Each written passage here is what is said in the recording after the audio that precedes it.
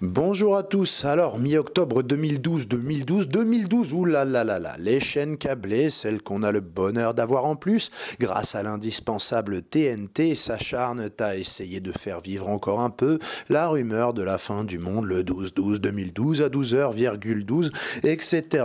Des fois qui restent encore des inconscients, pas entièrement obnubilés par la propagande catastrophiste et islamo-centrée, et dont le cerveau serait encore un tant soit peu opérationnel pour s'inquiéter d'autres choses, de menaces par exemple que j'estime moi plus concrètes et plus fondées, telles que le MES et son règlement réductible au rudiment du fist fucking, tels que le traité d'austérité qui va avec et les financiers qui se lèchent d'avance leurs grosses babines, ou par exemple de la prolifération des OGM jusqu'à privatisation totale de la notion de nourriture gratuite grâce au brevetage de la vie mutante et colonisante. Donc, pour éviter qu'on se préoccupe de ces problématiques futiles, les chaînes câblées qui, le reste du temps, relayent toutes les versions officielles dont la contestation fait de vous, par essence, un conspirationniste et bien pire encore, et bien cette fois, ils nous repassent le cerveau à l'aide des missions à la con spéciale Apocalypse en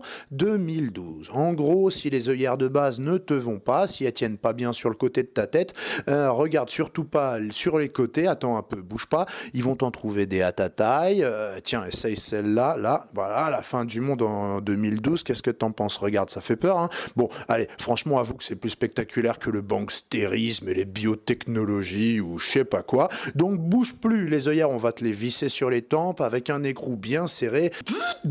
Voilà, regarde le film. Bref, voilà de quoi il vous parle entre deux telenovelas débiles et autres mycos téléréalistiques. Il vous parle pas de la fin de votre pays, hein, programmatiquement bouffé par la dette de l'intérieur depuis 1974.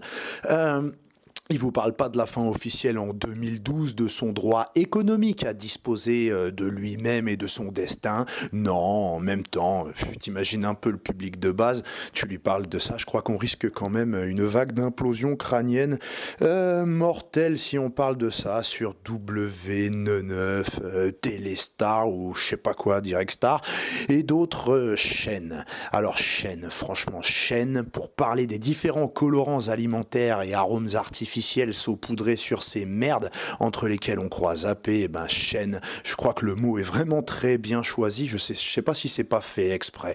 Enfin, si on se penche sérieusement sur la fonction concrète de la télévision, on a du mal à croire que ce soit un hasard. Bref, et après on arrête avec ça, je sais plus quel abruti nous avait régalé d'une émission Investigation Vérité sur le 11 septembre, relevant à la fois des experts à Deauville et de Dora l'exploratrice, enfin un truc ridiculissime qui dans la forme, dans le style, confinait carrément au kitsch, tournait comme s'il réfléchissait et enquêtait en temps réel. Enfin, pour faire plus ridicule, je crois qu'il fallait s'équiper d'un ballon sauteur et d'une plume de faisan comme gouvernail. Franchement, on avait peur pour lui parce qu'on est sympa, parce qu'on est humain, parce qu'on a de la compassion, surtout quand on a honte pour les gens. Ben, on avait peur qu'ils crèvent de honte au sens propre, le cœur qui s'arrête carrément ou qui prenne feu de honte. Mais non, ça va, il a géré, ou alors il s'est pas rendu compte car étant au niveau mental des gens à qui il croit parler, il croyait lui-même à ses propres conneries. Enfin, je pense que comme moi, vous êtes un peu stressé, alors détendez-vous, regardez ce truc de trépaner parce que c'est doublement bénéfique,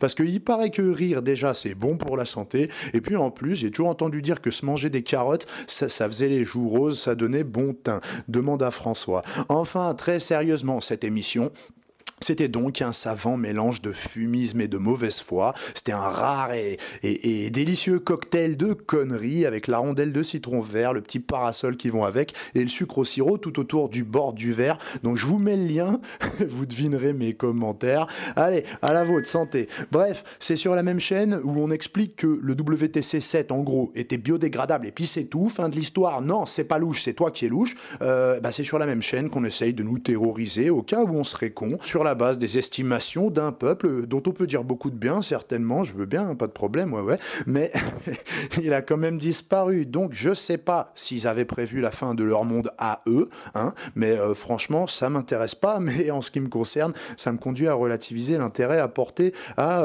ce type de prophétie. Clairement, à l'heure où il faudrait que je m'inquiète au moins un peu, selon RTL 9 et toutes les chaînes comparables, bah, moi je serais occupé à faire une vidéo à propos de quelque chose de bien plus intéressant que toutes ces histoires de corne-cul et à m'inquiéter de météorites financiers concrets et massifs qui n'en finissent pas de percuter la Terre et qui, à mon avis, le 12-12-2012 aura déjà laissé à la place de la France et des pigs et peut-être même de l'Europe tout entière un cratère bien réel, sans impact et sans collision cosmique de quelconque. Mais voilà, pour ces médias, il faut être un abruti ou être mal intentionné pour s'étonner de la chute différée, inexplicable et inexpliquée d'un troisième bâtiment sans avion le 11 septembre. Mais on peut, sans être abruti ou mal intentionné, en revanche, on peut rabâcher des scénarios de blockbusters cataclysmiques, maintes fois projetés au cinoche.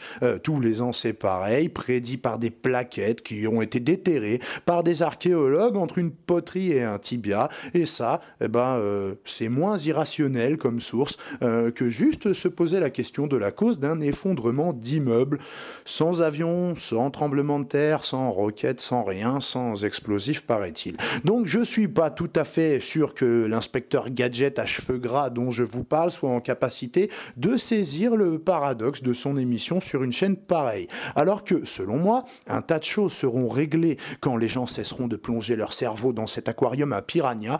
Je me vois forcer, je me force, je me fais violence et je regarde la télévision afin d'essayer de comprendre pourquoi je croise tant de gens qui sont incapables de douter de quoi que ce soit, tant qu'un mec qui gagne 100 fois, 500 fois son salaire veille à lui répéter régulièrement que, vu à la télé, ça veut dire vrai, pour de vrai, jurer, cracher. Et pas seulement cracher dans la gueule des téléspectateurs. Parce que si vous voulez réparer quelque chose qui ne fonctionne plus, moi je pense qu'il est primordial de savoir avec quoi et comment on l'a endommagé et mis hors d'état de marché correctement. Je suppose que c'est exactement pareil en médecine. Je sais pas, hein, dites-moi, quand un organe est défaillant, pour le soigner, le mieux est encore d'identifier les causes. La nature, l'agent pathogène, enfin tout ce que vous voulez. Donc oui, j'en souffre, c'est peu de le dire, parce que non seulement ça parle là-dedans, mais en plus ça chante. Mais je m'astreins pour comprendre le fonctionnement de cette machine à ne pas comprendre, à observer la télévision avec ma traditionnelle petite bassine, parce que c'est elle, la télévision, qui fait qu'on est si peu à s'inquiéter de choses réelles, sérieuses et très clairement imminentes. Bref, cette énorme introduction, juste au cas où un seul d'entre vous se rongerait les os des mains en attendant le 12-12-2012, je vais vous rassurer, c'est officiel, ça n'aura pas lieu. Vous pouvez souffler, penser à l'avenir. C'est bon, ça va mieux. Top, c'est fini. J'ai dit que ça n'aurait pas lieu. Si, ça va se faire, la fin du monde. Mais ça va juste pas se faire comme ça. Déjà, ça va se faire par étapes. D'abord, ça va être la fin de la France. Mais il n'y aura pas de météorites, d'éruptions volcaniques, de tsunamis. Si seulement. Mais non, c'est bien pire que ça. À la limite, si c'est un météorite, il aura une longue barbe noire et un turban et une bombe dedans. Comptez vos abattis. Embrassez vos enfants. Profitez de votre famille au maximum, faites un crédit, achetez un écran plat pour regarder la fin du monde à la télé, car la télé nous prédit pour dans pas longtemps une pluie de salafistes hip-hop terroristes et ce sera retransmis en 3D, en Full HD et on va tous crever. Alors pourquoi déjà parce que, et puis en plus à un moment ou à un autre, je crois qu'il faut sortir de la langue de bois, il faut oser dire la vérité. Il y a des milliers, des millions de cellules terroristes, de mecs suréquipés. Il suffit qu'ils trouvent les plans pour assembler tout le bordel et ils pourront tout faire péter. Donc on est en état d'alerte rouge, noire, fluorescente, je sais même plus. Vous êtes priés de commencer à paniquer à la fin de ce message sous peine de poursuite. Bon, on va voir tout ça en deuxième partie. Et puis tiens, juste un post-scriptum vis-à-vis de W9 là par exemple, je crois que c'est eux qui diffusaient le reportage sur le météorite. Si ça se trouve, ça va vous intéresser, vu que vous vous intéressez aux prédictions d'il y a 4000 ans sur des plaquettes. Eh ben, vous êtes journaliste, peut-être que de temps en temps vous vous rendez aux États-Unis, j'en sais rien, ça m'étonnerait W9.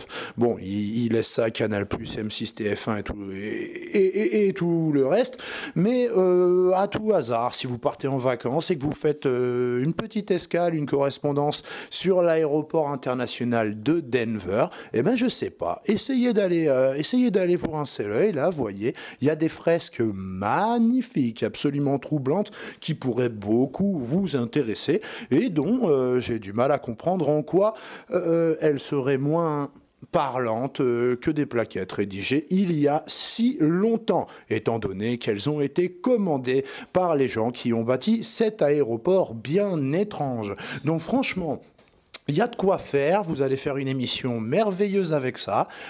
Allez-y, puisque après avoir fait de l'anticonspirationnisme primaire avec Dora l'exploratrice à cheveux gras, eh ben, vous régalez de temps en temps à vous fier à des sources absolument douteuses. Eh ben, et moi, il me semble que celle-là, là, vu que des tas de gens l'ont constaté de leurs yeux et que en ce moment même sur le site de l'aéroport, vous trouverez de quoi je parle. Eh ben, lancez-vous. Nous, on se retrouve en deuxième partie avec vraiment toute la fanfare, le suspense, le sang, l'hémoglobine qu'on nous promet. Pauvre de nous, punaise.